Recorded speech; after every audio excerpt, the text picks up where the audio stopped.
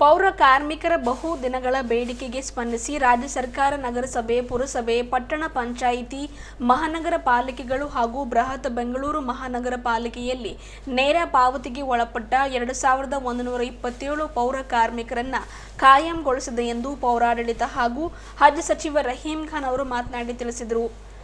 ಅವರು ರಾಜ್ಯ ಪೌರ ನೌಕರರ ಸಂಘದಿಂದ ಬೀದರ್ ನಗರದ ಜನವಾಡ ರಸ್ತೆಯಲ್ಲಿರುವ ಝೀರಾ ಕನ್ವೆನ್ಷನಲ್ ಹಾಲ್ನಲ್ಲಿ ಆಯೋಜನೆ ಮಾಡಲಾಗಿದ್ದ ಪೌರ ಕಾರ್ಮಿಕರ ದಿನಾಚರಣೆ ಕಾರ್ಯಕ್ರಮ ಉದ್ಘಾಟಿಸಿ ಮಾತನಾಡಿದ ಅವರು, ನಗರಾಭಿವೃದ್ಧಿ ಇಲಾಖೆ ಸರ್ಕಾರದ ಅಧೀನ ಕಾರ್ಯದರ್ಶಿ ಟಿ ಮಂಜುನಾಥ್ ಈ ಕುರಿತು ಆದೇಶ ಹೊರಡಿಸಿದ್ದಾರೆ ಎಂದು ತಿಳಿಸಿದರು. ನಗರ ಸ್ಥಳೀಯ ಸಂಸ್ಥೆಗಳಲ್ಲಿ ಕಾರ್ಯನಿರ್ವಹಿಸುತ್ತಿರುವ ಪೌರ ಕಾರ್ಮಿಕರಿಗೆ 1 ದಿನದ ರಜೆ ಕೂಡ ಘೋಷಿಸಲಾಗಿದೆ ಎಂದ ಅವರು, ಬರುವ ದಿನಗಳಲ್ಲಿ ಸ್ಥಳೀಯ ಸಂಸ್ಥೆಗಳ ವಾಟರ್ಮೆನ್ ಹಾಗೂ ಚಾಲಕರ ಸೇವೆಯನ್ನು ಖಾಯಂಗೊಳಿಸುವ ದಿಸೆಯಲ್ಲಿ ಚಿಂತನೆ ನಡೆದಿದೆ ಎಂದು ತಿಳಿಸಿದರು. ನಗರ ಪಟ್ಟಣಗಳನ್ನು ಸ್ವಚ್ಛ, ಸುಂದರವಾಗಿಸುವಲ್ಲಿ ಪೌರ ಕಾರ್ಮಿಕರ ಪಾತ್ರ ಬಹಳ ಮಹತ್ವದ್ದಾಗಿದೆ. ಪೌರ ಕಾರ್ಮಿಕರನ್ನ ಪ್ರತಿಯೊಬ್ಬರೂ ಕೂಡ ಗೌರವಿಸಬೇಕು ಎಂದು ತಿಳಿಸಿದರು. ಹೊರಗುತ್ತಿಗೆ ಆಧಾರದಲ್ಲಿ ನೇಮಕಗೊಂಡ 48 ಜನರಿಗೆ ನೇಮಕಾತಿ ಆದೇಶ ಪತ್ರ ವಿತರಿಸಿದರು. ಸಂಸದ ಸಾಗರ ಖಂಡ್ರೆ ಅವರು ಇದೇ ವೇಳೆ ಮಾತನಾಡಿ, ಪೌರ ಕಾರ್ಮಿಕರ ಸಮಸ್ಯೆಗಳ ಬಗ್ಗೆ ಸಂಸತ್ತಿನಲ್ಲಿ ಧ್ವನಿ ಎತ್ತುವೆ. ಕಾಂಗ್ರೆಸ್ ಸರ್ಕಾರ ಎಂದಿಗೂ ನಿಮ್ಮ ಕೈ ಬಿಡೋದಿಲ್ಲ. ಪೌರ ಕಾರ್ಮಿಕರು ಸ್ವಚ್ಛತಾ ಕಾರ್ಯದಿಂದಲೇ ಸಮಾಜ ಸ್ವಚ್ಛವಾಗ್ತಾ ಇದೆ. ಕೆಲಸ ಮಾಡುವ ನಿಮ್ಮ ಈ ಒಂದು ಗಟ್ಟಿಯಾದ ಕೈಗಳು ನಮಗೆಲ್ಲ ಮಾದರಿ ಎಂದು ತಿಳಿಸಿದರು. ಕರೋನಾ ವೇಳೆ ನಿಮ್ಮ ಸೇವೆ ಅಪಾರವಾಗಿದೆ. ನಿಮ್ಮ ರಕ್ಷಣೆಯೇ ನಮ್ಮ ಗುರಿಯಾಗಿದೆ ಎಂದು ಸಾಗರ್ ಖಂಡ್ರೆ ಅವರು ಮಾತನಾಡಿ ತಿಳಿಸಿದರು. ನಗರಸಭೆ ಅಧ್ಯಕ್ಷ ಮಹಮ್ಮದ್ ಗೌಸ್, ಮಾಜಿ ಎಂಎಲ್ಸಿ ಅರವಿಂದ್ ಕುಮಾರ್ ಅರಳಿ, ಆದಿ ಜಾಂಬವ ನಿಗಮದ ಅಧ್ಯಕ್ಷ ಮಂಜುನಾಥ್, ರಾಜ್ಯ ಪೌರ ನೌಕರರ ಸಂಘದ ರಾಜ್ಯ ಅಧ್ಯಕ್ಷ ಕೆ ಪ್ರಭಾಕರ್, ಕಾರ್ಯಾಧ್ಯಕ್ಷ ಸುರೇಶ್ ಬಬಲಾದ್, ಪ್ರಧಾನ ಕಾರ್ಯದರ್ಶಿ ಎಂ ಗುರುನಾಥ್, ಜಿಲ್ಲಾಧ್ಯಕ್ಷ ಸೈಯದ್ ಖಾನ್, ಪ್ರಧಾನ ಕಾರ್ಯದರ್ಶಿ ಸುಭಾಷ್ ಧನ್ನೂರ್ಕರ್ ಅವರು ಸೇರಿದಂತೆ ಇನ್ನಿತರರು ಇದ್ದರು. ಇದೇ ವೇಳೆ ಪೌರ ಕಾರ್ಮಿಕರಿಗೆ ಬಹಳ ಆತ್ಮೀಯವಾಗಿ ಸನ್ಮಾನಿಸಿ ಗೌರವಿಸಲಾಯಿತು. ಇವತ್ತು ಪಟ್ಟಣದಲ್ಲಿ ಇರ್ತಕ್ಕಂಥ ವಲಸೆಗಳನ್ನ ಕೈಯಿಂದ ಬಾಚಿ ತಲೆಯಿಂದ ಹೊತ್ತು ಎಲ್ಲರ ಅಸಹ್ಯ ಪಡ್ತಕ್ಕಂಥ ವಸ್ತುಗಳನ್ನ ಸ್ವಚ್ಛತೆಯನ್ನು ಮಾಡಿ ನಗರದ ಪ್ರಥಮ ವೈದ್ಯ ಎಂದು ತೀರ್ಚಕೊಂಡಿರ್ತಕ್ಕಂಥ ನನ್ನ ಪೌರ ಕಾರ್ಮಿಕರ ಆರೋಗ್ಯಕ್ಕೆ ಯಾವುದೇ ರಕ್ಷಣೆ ಇಲ್ಲ. ಇವತ್ತು ಎಸಿಯಲ್ಲಿ ಇರ್ತಕ್ಕಂಥ ಒಬ್ಬ ಸರ್ಕಾರಿ ನೌಕರ ಜ್ಯೋತಿ ಸಂಜೀವಿನಿಯನ್ನು ಪಡೆದಿದ್ದಾನೆ. ನಾನು ಬೀದಿಯಲ್ಲಿ ಇದ್ದು ಕಸ ಕೂಡಿಸುವಂತ ನೌಕರ, ಸಾರ್ವಜನಿಕರಿಗೆ ನೇರವಾಗಿ 28 ಸೇವೆಗಳನ್ನು ಕೊಡುವಂತ ಪೌರ ನೌಕರರುಗಳು ಇವತ್ತು ಅವರ ಆರೋಗ್ಯಕ್ಕೆ ಏನು ಇಲ್ಲದಂತಾಗಿದೆ. ದಯಮಾಡಿ ಇವತ್ತು ನಗರ ಸ್ಥಳೀಯ ಸಂಸ್ಥೆಗಳು ನಡೀತಿದ್ದೇವೆ ಅಂದರೆ ನಮ್ಮ ನೌಕರರ ಕಾಯಕದಿಂದ ಹೊರತು ಮತ್ತೊಂದಿಲ್ಲ ಬಂಧುಗಳೇ. ಆದಷ್ಟು ಬೇಗನೆ ನನ್ನ ಮುನ್ಸಿಪಲ್ ನೌಕರರಿಗೆ, ಪೌರ ನೌಕರರಿಗೆ, ಪೌರ ಕಾರ್ಮಿಕರಿಗೆ ಹಿಡಿದು ಪೌರಾಯುಕ್ತರುಗಳಿಗೆ ಜ್ಯೋತಿ ಸಂಜೀವನಿಯನ್ನು ತಾವುಗಳು ನಿಮ್ಮ ನಿಟ್ಟಿನಲ್ಲಿ ಜಾರಿ ಮಾಡಲೇಬೇಕಂತ ಹೇಳಿ ಕರ್ನಾಟಕ ರಾಜ್ಯ ಪೌರ ನೌಕರರ ಸಂಘ ಒತ್ತಾಯ ಮಾಡ್ತಾರೆ. ಇನ್ನು ಉಳಿದಂತೆ ಲೋಡರ್ಸ್ಗಳು, ಕ್ಲೀನರ್ಸ್ಗಳು ಈಗಾಗಲೇ ಲೋಡರ್ಸ್ಗಳನ್ನ, ಕ್ಲೀನರ್ಸ್ಗಳನ್ನ ಸಕ್ರಮತೆ ಮಾಡುವುದಕ್ಕೆ ತಾವುಗಳು ನೋಟಿಫಿಕೇಶನ್ ಹೊರಡಿಸಿದ್ದೀರಿ.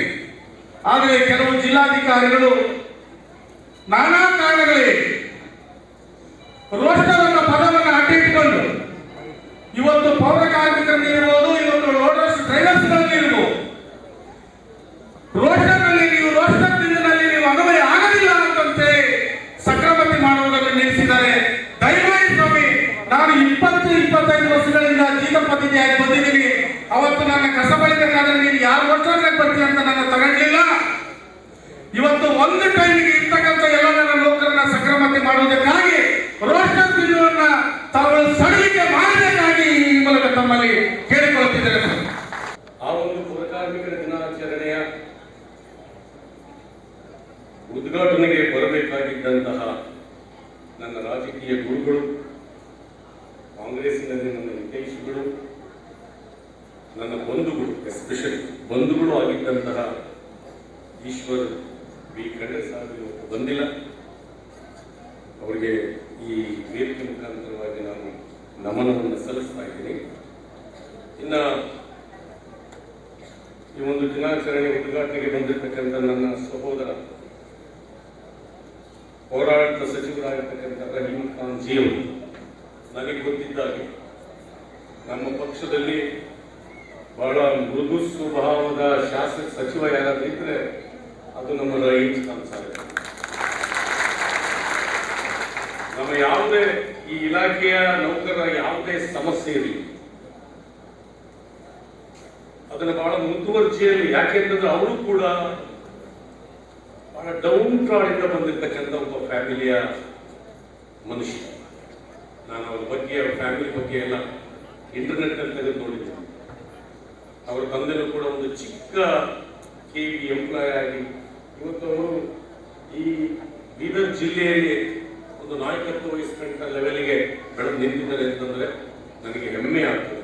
ಅಂತ ಹೋರಾಟದ ಸಚಿವರಾಗಿರ್ತಕ್ಕಂಥ ರಹೀಂ ಖಾನ್ ಜಿ ಅವರೇ, ನಾನು ಚಿತ್ರದುರ್ಗದವನು, ಮಧ್ಯ ಕರ್ನಾಟಕದಿಂದ ಬಂದಿರತಕ್ಕಂಥವನು.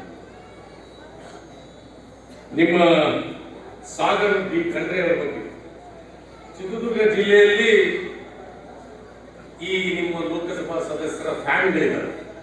ಅಂತ ಫ್ಯಾನ್ಗಳನ್ನು ಚಿತ್ರದುರ್ಗ ಜಿಲ್ಲೆಯಲ್ಲಿ ಪಡೆದಿರ್ತಕ್ಕಂಥದ್ದು ಕಾರಣ ಇಷ್ಟೇ, ಚಿಕ್ಕ ವಯಸ್ಸಿನಲ್ಲೇ ಕರ್ನಾಟಕ ರಾಜ್ಯದಲ್ಲಿ ಲೋಕಸಭಾ ಸದಸ್ಯತ್ವ, 8 ವಿಧಾನಸಭಾ ಕ್ಷೇತ್ರಗಳ ಪ್ರತಿನಿಧಿ ಡೆಲ್ಲಿಯಲ್ಲಿ ಹೋಗಿ ಈ 8 ವಿಧಾನಸಭಾ ಕ್ಷೇತ್ರಗಳ ಬಗ್ಗೆ, ಕುಂದು ಕೊರತೆಗಳ ಬಗ್ಗೆ ಚರ್ಚೆ ಮಾಡತಕ್ಕಂಥ ಒಂದು ಸುವರ್ಣ ಅವಕಾಶ ಬಹಳ ಚಿಕ್ಕ ವಯಸ್ಸಿನಲ್ಲಿ ನಮಗೆ ಸಾಗರ್ ಅವರಿಗೆ ಸಿಕ್ಕಿದೆ ಅಂತ ನನ್ನ ಸಹೋದರ ಸಾಗರ್ ಜಿ ಅವರೇ, ಮತ್ತೆ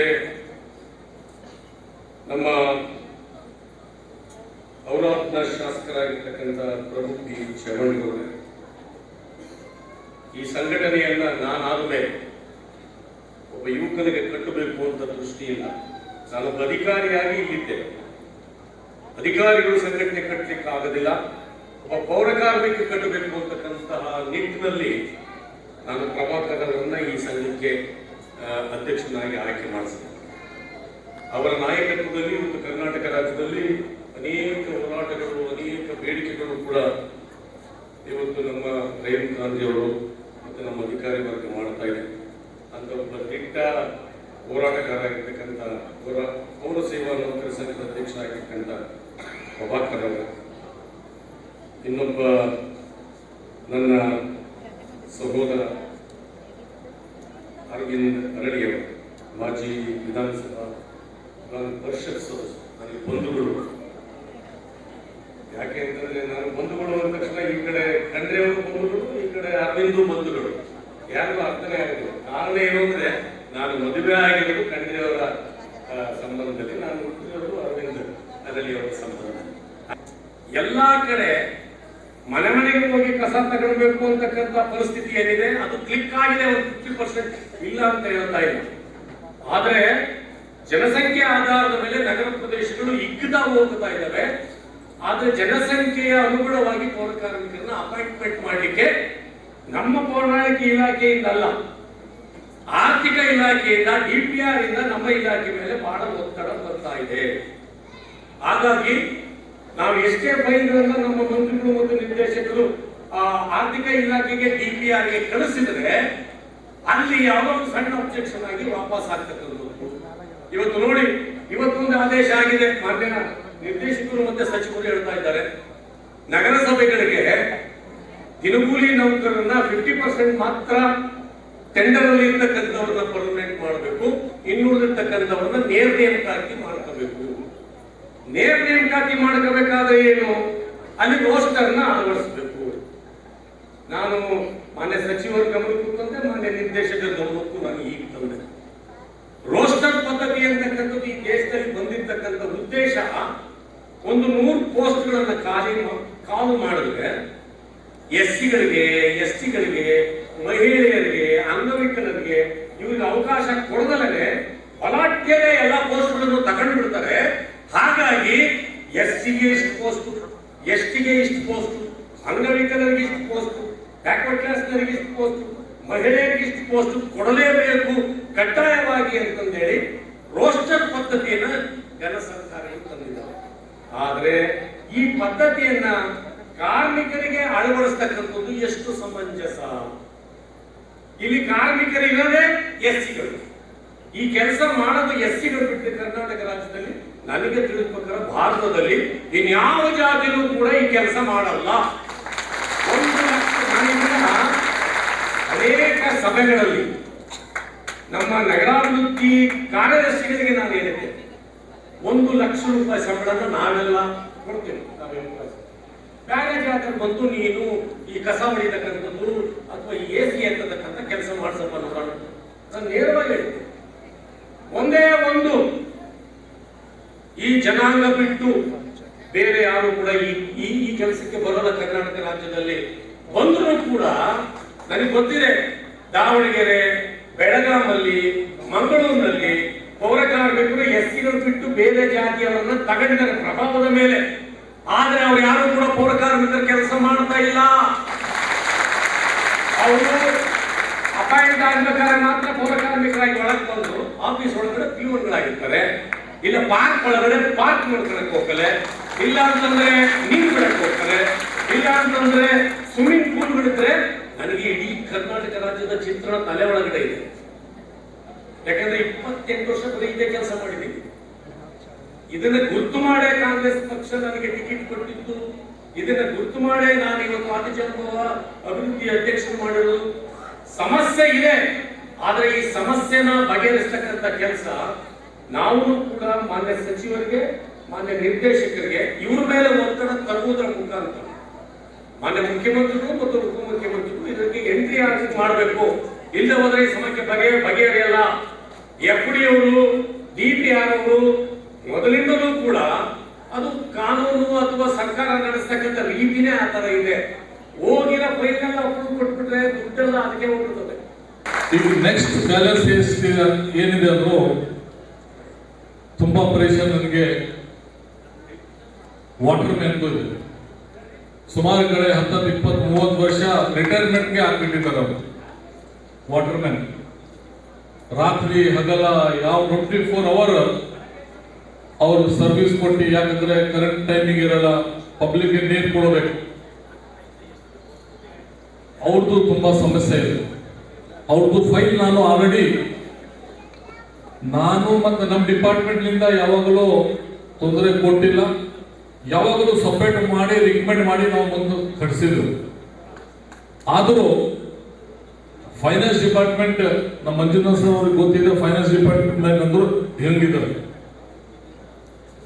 ಅವರು 10 ಸಲ ಕೊಯ್ದಿ ಹಾಕಿ ಮತ್ತೆ ಬೇರೆ ಬೇರೆ ರೀಸನ್ ಹಾಕಿ ಅವರು ಪೆಂಡಿಂಗ್ ಮಾಡಿ ಫೈಲ್ ರಿಟರ್ನ್ ಕಳಿಸಿದ್ದಾರೆ. ಮತ್ತೆ ಈಗ ಪ್ರಭಾಕರ್ ಮೊನ್ನೆ ನನಗೆ ತಿಳಿಸಿದ್ದಾರೆ, ಗೊತ್ತೇ ಏನಂತ, ಇಲ್ಲ ಸರ್ ಮತ್ತೆ ಫೈನಾನ್ಸ್ ಸೆಕ್ರೆಟರಿ ಅತ್ತಿಗೆ ಹತ್ರ ಇದೆ ಅದು ಫೈಲ್. ನಾನು ಇವತ್ತೇ ಅತ್ತಿಗೆ ಅವರಿಗೆ ಮಾತಾಡ್ತೇನೆ, ಅದು ಕ್ಲಿಯರ್ ಆದ್ರೂ ಮತ್ತೆ ಕ್ಯಾಬಿನೆಟ್ ಮುಖ್ಯಮಂತ್ರಿ ತರ ಹೋಗ್ತದೆ. ಇಲ್ಲ ಅಂದ್ರೂ ಒಂದು ಮೀಟಿಂಗ್ ನಿಮ್ಮ ಅಧ್ಯಕ್ಷರು ಮತ್ತು ನಿಮ್ಮ ಅಸೋಸಿಯೇಷನ್ ಅವ್ರ ಜೊತೆಗೆ ಮತ್ತು ಮಂಜುನಾಥ್ ಸರ್ ಜೊತೆಗೆ ಇದ್ದು, ಡಿಪ್ಟಿ CM DK ಶಿವಕುಮಾರ್ ಅವರಿಗೆ ಅವ್ರ ಜೊತೆಗೆ ಮತ್ತೆ ಮುಖ್ಯಮಂತ್ರಿ ಸಿದ್ದರಾಮಯ್ಯ ಅವ್ರ ಜೊತೆಗೆ ಒಂದು ಮೀಟಿಂಗ್ ಮಾಡಿ 4-5 ಅವರು ಹೇಳಿದ್ದಾರೆ. 4-5 ಅಂದ್ರೆ 2-3 ಆದರೂ ಸಾಲ್ವ್ ಆದರೂ ಸಮಸ್ಯೆ ಅದು ನಿಮ್ಮೆಲ್ಲರಿಗೆ ಒಳ್ಳೇದು ಆಗ್ತದೆ ಅಂತ ನಾವು ಹೇಳ್ತೇವೆ. ನಿಜವಾಗ್ಲೂ ನೀವೇನು ಕೆಲಸ ಮಾಡ್ತೀರಿ, ನಿಮಗೆ ಎಷ್ಟು ಸಪೋರ್ಟ್ ಮಾಡಿದ್ರು ಕಡಿಮೆ ಇದೆ. ಹೀಗೆ ಹೇಳಿದ್ರು ಮನೇಲಿ ಆ ಕೆಲಸ ಯಾರು ಗೌರ್ಮೆಂಟ್ ಆದೇಶದಲ್ಲಿ ಇದೆ, ಇವು ರೋಸ್ಟರ್ ಪ್ರಕಾರ ಮಾಡಿ ಅಂತ. ಅದು ಸುಮಾರು ಸಲ ನಾವು ಕರೆದಿಯೋ ಅಪ್ಲಿಕೇಶನ್ ಯಾರು ಹಾಕಿಲ್ಲ, ಹಾಕಿದ್ರು 2-3 ಬಂದು ಮತ್ತೆ ಬೇರೆ ಬೇರೆ ರೀತಿಯಿಂದ ಅವರು ಬೇರೆ ಬೇರೆ ಅದರಲ್ಲಿ ಜಾಯಿನ್ ಆಗ್ತಿರ್ತಾರೆ. ಅದ್ರ ಸಲಗೆ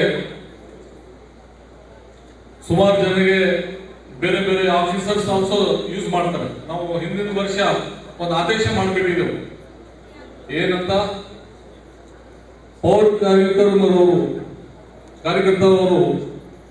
ಬೇರೆ ಯಾರ ಹತ್ರ ಹೋಗ್ಬಾರ್ದು, ಯಾವ ಆಫೀಸ್ನಲ್ಲಿ ಹೋಗ್ಬಾರ್ದು, ಯಾವ ಆಫೀಸ್ ಮನೆಯಲ್ಲೇ ಕೆಲಸ ಮಾಡಬಾರ್ದು ಅಂತ ಗೌರ್ಮೆಂಟ್ ಜಿಯೋನ ಇಶ್ಯೂ ಆಗಿದೆ ಆರ್ಡರ್ ಲಾಸ್ಟ್ ಇಯರ್. ಆದರೂ ಇಡೀ ಸ್ಟೇಟ್ ನಲ್ಲಿ 10-20% ಸುಮಾರು ಆಫೀಸರ್ಸ್ ಅವರು ಮನೆಗೆ, ಗಾರ್ಡನ್ಗೆ, ಆ ತರ ಬೇರೆ ಬೇರೆ ಕೆಲಸಕ್ಕೆ ತಗೊಂಡ್ಬಿಡ್ತಾರೆ. ನಮ್ಗೆ ಯಾಕಂದ್ರೆ ಹೋಗಿದ್ರು ಪರವಾಗಿಲ್ಲ, ಆದ್ರೂ ಮೊದಲೇ ನಮ್ಮ ಹತ್ರ ಶಾರ್ಟೇಜ್ ಇದೆ. ಮೊದಲೇ ಜನಸಂಖ್ಯೆ ಅದು 15 ವರ್ಷ ಹಿಂದಿದ್ದು ಜನಸಂಖ್ಯೆ ಮೇಲೆ ನಿಮ್ಗೆ ಎಲ್ಲ ಅಪಾಯಿಂಟ್ಮೆಂಟ್ ಆಗಿದ್ದಾರೆ. ಈಗ ಬೀದರ್ನಲ್ಲೇ ಮಿನಿಮಮ್ 200 ಬೇಕು. 200 ಅಪಾಯಿಂಟ್ ಮಾಡ್ಬೇಕು ನಾವು.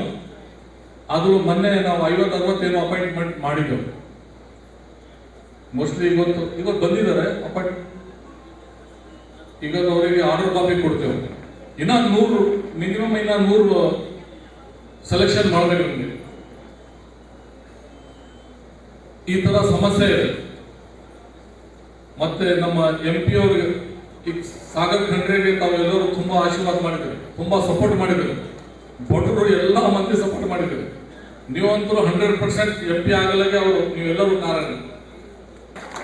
ಮತ್ತೆ ನಾನು ಬರೀ ಸಾಗರ್ ಇಲ್ಲ, ಸಾಗರ್ ಅವರು MP ಆಗ್ಲಿಕ್ಕೆ ಮತ್ತೆ ನಾನು MLA ಆಗ್ಲಿಕ್ಕೆ ನೀವೇ ಕಾರಣ.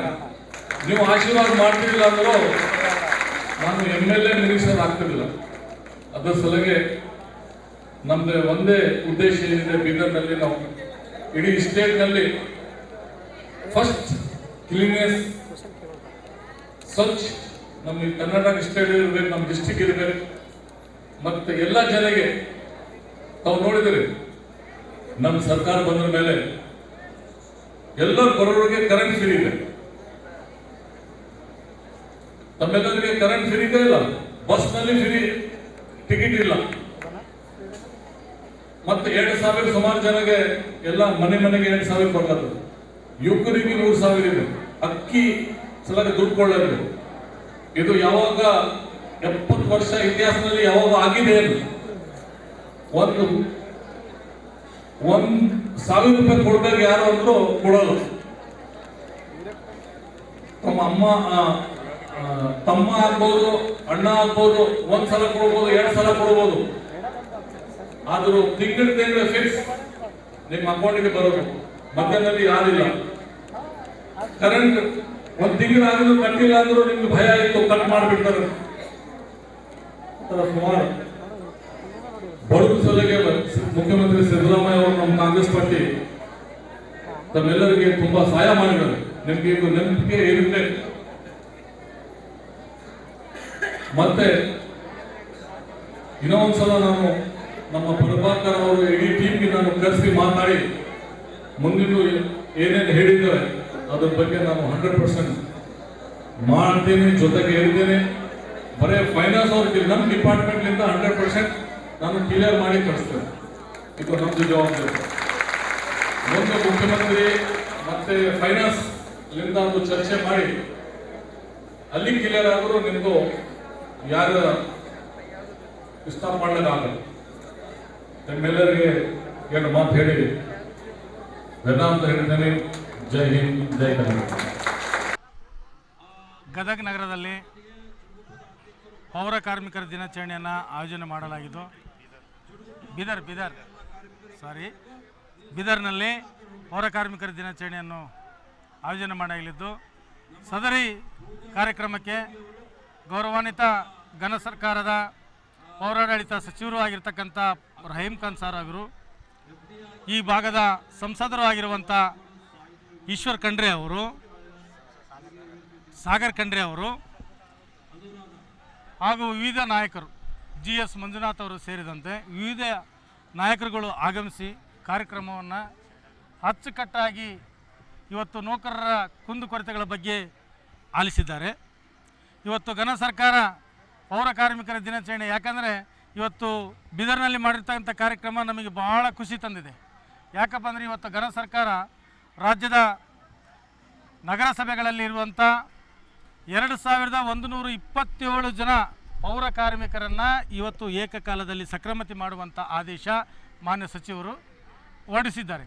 ಅವರಿಗೆ ಮಾನ್ಯ ಘನ ಸರ್ಕಾರಕ್ಕೆ ನಾವು ಕರ್ನಾಟಕ ರಾಜ್ಯ ಪೌರ ನೌಕರರ ಸಂಘದಿಂದ ಕೃತಜ್ಞತೆಯನ್ನು ಸಲ್ಲಿಸ್ತಿದ್ದೇವೆ. ಅದೇ ನಿಟ್ಟಿನಲ್ಲಿ ಇವತ್ತು 25-30 ವರ್ಷಗಳಿಂದ ಪೌರ ಕಾರ್ಮಿಕರ ಜೊತೆಯಲ್ಲಿಯೇ ನೀರು ಸರಬರಾಜು ನೌಕರರನ್ನು ಸಕ್ರಮತೆ ಮಾಡಬೇಕಾಗಿತ್ತು. ಆದರೆ ಸರ್ಕಾರ ಮಲತಾಯಿ ಧೋರಣೆ, ಒಂದು ಕಣ್ಣಿಗೆ ಸುಣ್ಣ ಮತ್ತೊಂದು ಕಣ್ಣಿಗೆ ಬೆಣ್ಣೆ ಎಂಬುವಂತೆ ನೀರು ಸರಬರಾಜು ನೌಕರರನ್ನು ಕೈಬಿಟ್ಟು ಬರೀ ಪೌರ ಕಾರ್ಮಿಕರನ್ನೇ ಕಾಯ್ ಮಾಡುವಂಥ ಚಾಳಿಯನ್ನು ಹೊಂದಿದೆ. ದಯಮಾಡಿ ಘನ ಸರ್ಕಾರ ಈ ಕಡೆ ನೌಕರರನ್ನು ಜೀತದ ಪದ್ಧತಿಗೆ ಸರ್ಕಾರನೇ ತಳ್ತದೆ ಏನಂತಂತೇಳಿ ನಮಗೆ ಆತಂಕ ಆಗ್ತದೆ. ದಯಮಾಡಿ ನಮ್ಮ ನೀರು ಸರಬರಾಜು ನೌಕರಗಳು ಆಗಿರ್ಬೋದು, ಡ್ರೈವರ್ಸ್ಗಳು, ಲೋಡರ್ಸ್ಗಳು ಆಗಿರ್ಬೋದು, ಅಕೌಂಟೆಂಟ್ಸ್ಗಳು ಆಗಿರ್ಬೋದು, ನೋಡಲ್ ಇಂಜಿನಿಯರ್ಸ್ಗಳು ಆಗಿರ್ಬೋದು, ಕಂಪ್ಯೂಟರ್ ಆಪರೇಟರ್ಸ್ಗಳು ಆಗಿರ್ಬೋದು, ಈಗ 30 ವರ್ಷಗಳಿಂದ ನಗರ ಸ್ಥಳೀಯ ಸಂಸ್ಥೆಗಳಲ್ಲಿ ಕೆಲಸ ಮಾಡ್ತಾ ಇದ್ದಾರೆ. ಅವ್ರನ್ನೂ ಸಹ ಏಕರೂಪದಲ್ಲಿ ಸಕ್ರಮತೆ ಮಾಡಬೇಕಂತಂತೇಳಿ ಮಾನ್ಯ ಘನ ಸರ್ಕಾರದ ಮುಖ್ಯಮಂತ್ರಿಗಳಾದಂಥ ಸಿದ್ದರಾಮಯ್ಯನವರಿಗೂ ಹಾಗೂ ಪೌರಾಡಳಿತ ಸಚಿವರಿಗೂ ನಾವು ಕರ್ನಾಟಕ ರಾಜ್ಯ ಪೌರ ನೌಕರರ ಸಂಘದಿಂದ ಒತ್ತಾಯ ಮಾಡ್ತಾ ಇದ್ದೇವೆ. ಅದೇ ನಿಟ್ಟಿನಲ್ಲಿ ಮಾನ್ಯ ಸಿದ್ದರಾಮಯ್ಯನವರು 2018ರಲ್ಲಿ ಮುಖ್ಯಮಂತ್ರಿ ಆದಾಗ ಪೌರ ಕಾರ್ಮಿಕರು ಗುಡಿಸಲಲ್ಲಿ ಇರಬಾರ್ದು ಅಂತಂತೇಳಿ ಗೃಹ ಭಾಗ್ಯ ಯೋಜನೆಯನ್ನು ಪೌರ ಕಾರ್ಮಿಕರಿಗೆ ಜಾರಿಯನ್ನು ತಂದರು.